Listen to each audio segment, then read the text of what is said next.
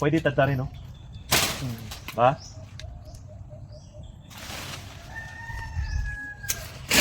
Sige. Then?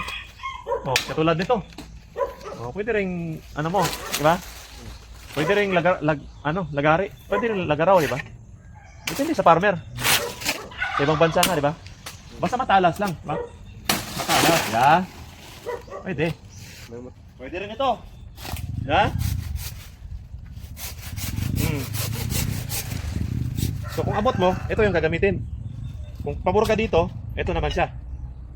Kung pabor ka sa taas, ito 7.9. Kaya kumpleto. Hindi pwede yung hindi kumpleto. So kung dito naman sprout, di provincial. Ha?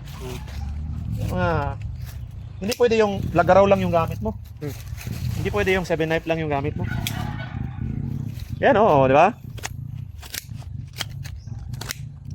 Ha? Natatanggal talaga siya.